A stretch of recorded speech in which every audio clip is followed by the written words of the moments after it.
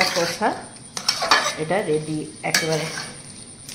দেখো ছোলা তো সেদ্ধ, ছোলা আর আলু ভালো করে ধুয়ে সেদ্ধ বসিয়েছিলাম বন্ধুরা, তোমরা তো দেখেছো। এবার ছোলাটাকে রান্না করব, দিয়ে আজকে মুড়ি খাবো। দেখো কীভাবে রান্নাটা করি।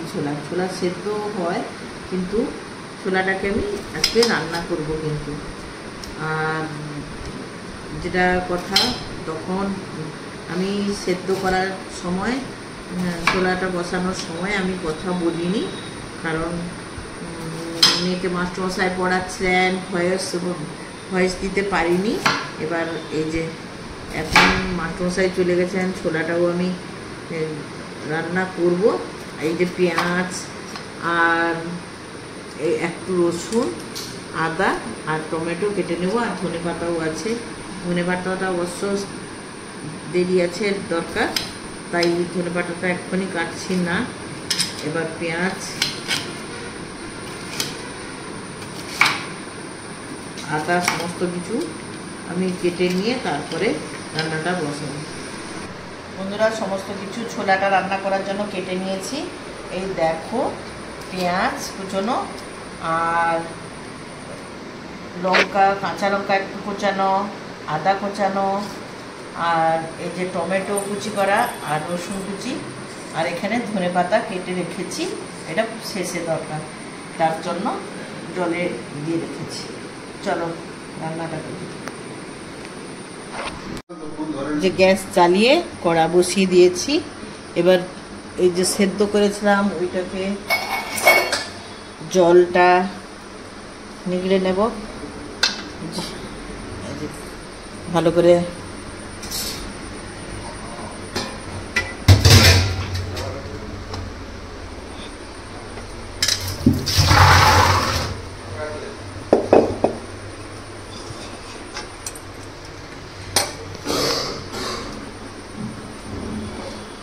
কড়াটা জলটা শুকনো হয়ে যায়, তারপর তেল দিচ্ছি।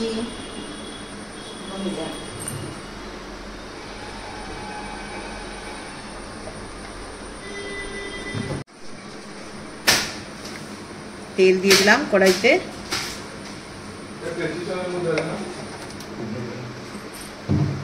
তারপর এই যে শুকনো লঙ্কা কেটে কেটে লঙ্কাগুলোকে ছোট ছোট করে কেটে দিচ্ছি। ঠিক আছে, হাতে কাটলে এক্ষুনি গোটা হাত এক্ষুনি জ্বালা করবে, তার জন্য কাঁচিটা নিয়ে আমি কেটে দিলাম। আর এই যে একটু কালো জিরে দিয়ে দিচ্ছি। তারপর এই যে দেখো বন্ধুরা, আদা, পেঁয়াজ দিয়ে দিলাম।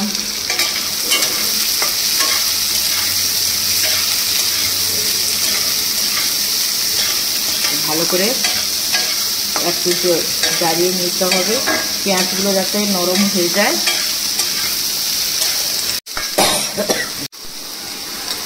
রসুনটাও দিয়ে দিলাম, রসুন কাটাটা। এবার পেঁয়াজটা নরম হওয়ার জন্য একটু লবণ দিয়ে দিই।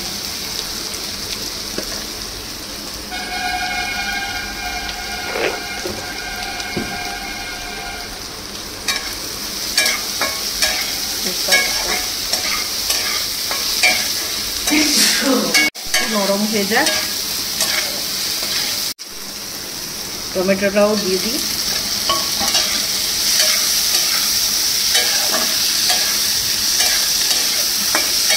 এবার একটু নরম হয়ে যায়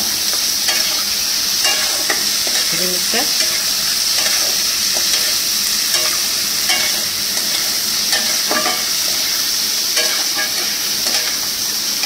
একটু নরম হয়ে যায়, তারপর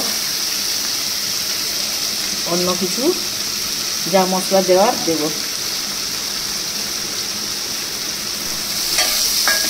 এই দেখো অনেকটাই নরম হয়ে গেছে, খুব বেশি নরম হওয়ার দরকার নেই। এই যে হলুদ দিয়ে দিলাম,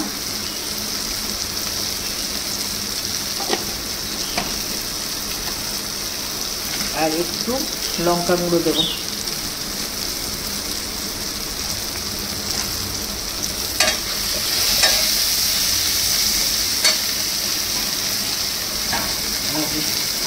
কাঁচা লঙ্কাটাও দিয়ে দিচ্ছি, একটু সামান্য একটু জল দিচ্ছি।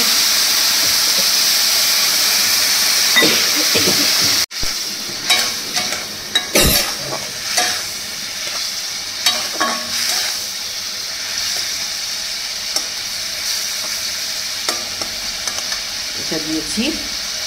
এবার একটু কষানো হয়ে গেলেই ছোলার আলুটা দিয়ে দেবো। ছোলার কষা মশলা।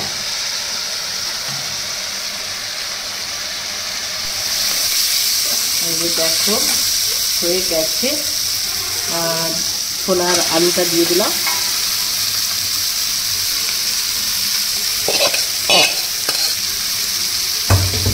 এক্ষুনি হয়ে যাবে। এটা তো কষা, ছোলার কষা, এতে জলও সেরকম লাগে না। যেটা লাগবে সেটা একটু এবার গরম মশলা দেবো। এই যে দেখো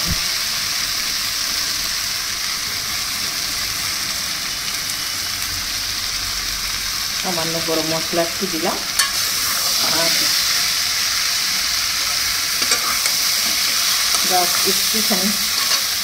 একটু সামান্য জল,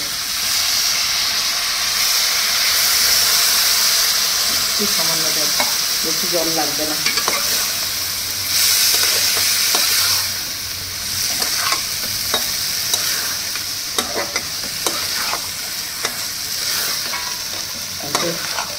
রেডি হয়ে গেছে।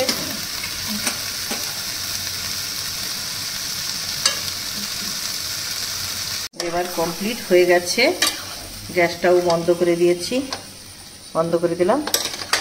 এই দেখো এবার ধনে পাতাটা ছড়াই।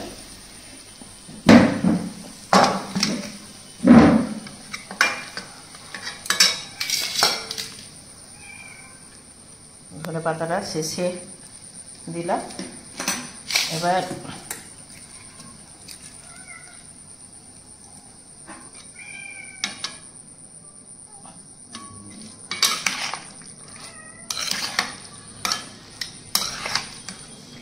ছোলার কষা এটা রেডি একেবারে। দেখো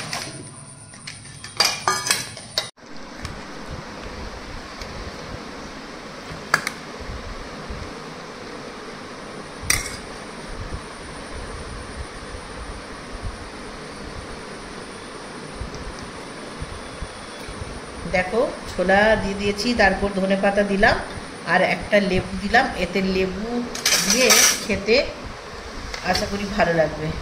এবারে তোমাদের দাদাভাই খেয়ে বলবে যে ছোলার কষাটা কীরকম লাগছে, কষা মশলাটা।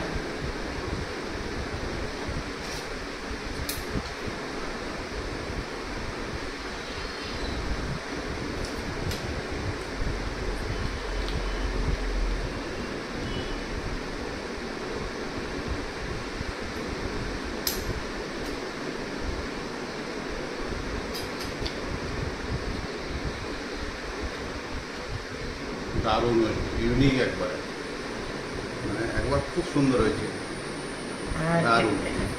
এটা কিন্তু তোমরা করে খেয়ে দেখতে পারো। ক্যামেরাম্যানকে একটু দিচ্ছে, এই যে দেখো, এই যে চামচে এলো, ক্যামেরাম্যানকে দিল। আর তোমরা করে খেয়ে দেখতে পারো। রেসিপিটা তো দিলাম। আর সবসময় যে মটনের খেতে হবে তার মানে নেই, সয়াবিনের খেতে হবে মানে নেই। ছোলার তোমরা এইভাবে করে খাবে। এটা কিন্তু লেবু দিয়ে দিতে দারুণ লাগছে। হ্যাঁ, লেবু দিয়ে দিতে দারুণ। হ্যাঁ, লেবুটা দেবে অবশ্যই, তাতে টেস্ট আরও বাড়ে। আর চটপটির মতো এইটা করে তোমরা খেয়ে আমাকে কমেন্টে জানাবে কেমন লাগে, ঠিক আছে? আর যদি ভালো লাগে একটু লাইক, শেয়ার, কমেন্ট করবে। টাটা।